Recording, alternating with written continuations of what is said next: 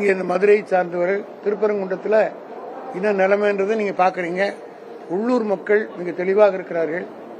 இன்றைக்கு கூட காலையில 3000க்கு மேற்பட்ட ஐயப்ப பக்தர்கள் திருப்பரங்குன்றம் கோயிலுக்கு மலைக்கு போயிட்டு தான் போயிருக்கிறாங்க. அமைதி அங்கே நிலவுகிறது. வெளியே இருந்து போய் அங்க கலவரம் செய்யறதுக்கு பாக்குறாங்க.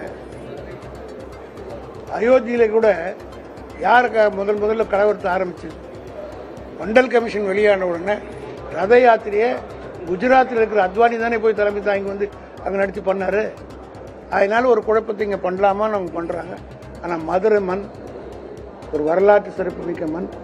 அந்நியர்களே உள்ளே விடாது, மற்றவர்களுக்கு இடம் கொடுக்காது. இந்த மண்ணினுடைய பெருமையை அறியாதவர்கள் இங்கே சீண்டி பார்க்கிறார்கள். இதே மண்ணிலே தான் திருப்பரங்குன்றத்துடைய கும்பாபிஷேகத்தை அறநிலைத்துறை சார்பில் மிக பிரம்மாண்டமானவரை எழுச்சியாக நடத்தினாங்க. ஒரே ஒரு அசம்பாவிதம் கூட நடக்கல. அதே போல திருச்செந்தூர் முருகனுக்கு சூரசம்பார நிகழ்ச்சி நடைபெற்றது. அங்கேயும் லட்சக்கணக்கில் கூடினார்கள். எல்லா ஆண்டையும் விட இந்த ஆண்டு அதிகமான கூட்டம் கூடினது நான் பத்திரிகையிலும் ஊடகத்திலையும் பார்த்தேன். ஒரே ஒரு அசம்பாவிதம் கிடக்கல. ஆக மக்களும் பக்தர்களும் தளபதி மு.க. ஸ்டாலின் பின்னாடி தான் இருக்கிறாங்க. குறிப்பா திமுகவுக்கும் காங்கிரஸும் ஒரு இணக்கம் இல்லாத சூழல் இருக்கிறதா ஒரு வகையா பேசப்படுது. இதெல்லாம் எப்படி பாக்குறீங்க? ஏன்னா இன்னைக்கு கூட அந்த திருச்சி வேலுசாமிங்கிறவர் போய் விஜயோட அப்பாவை மீட் பண்ணி இருக்கிறாரு. அவர் அந்த கட்சியிலே இல்லைன்னு சொல்ல பிறந்தை சொல்லிட்டார். அதனால கட்சி பேரை வச்சு பேண்ட் அபிஷியல் சொல்ல பிறந்தை கேட்டாருன்னா பதில் சொல்லுவோம். ஆனா அந்த கட்சியிலே இல்லாத சொல்ல பிறந்தையை சொல்லிட்டாரு. வேலுசாமிக்கு எங்களுக்கு சம்மதம் இல்லை அப்படின்னு சொல்லிட்டாரு.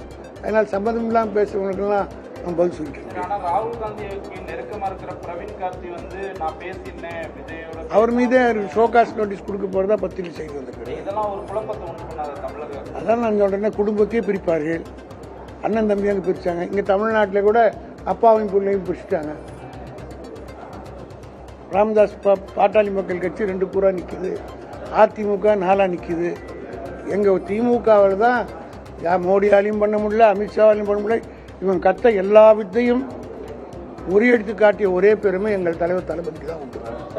பேசும்போது அடுத்த இலக்கு ஒன்று வெஸ்ட் பெங்கால், இன்னொன்று தமிழ்நாடு. இங்கதான் நாங்கள் ஆட்சி அமைப்போம். திமுகவை நாங்கள் இது போன பார்லிமெண்ட் எலெக்ஷன் முன்னாடியே சொன்னாங்க.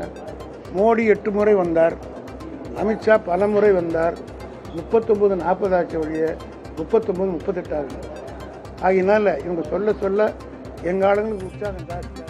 மதுரையை சீண்டி பார்க்க வேண்டாம் என்றும், மடியில் கனமில்லை வழியில் பயமில்லை என்பது போன்ற பல்வேறு விஷயங்களையும் திமுகவின் அமைப்பு செயலர் RS பாரதி செய்தியாளர்களை சந்தித்து பேசி வருகிறார். இதுகுறித்த விவரங்களை பின்னர் செய்தி வடிவில் பார்க்கலாம்.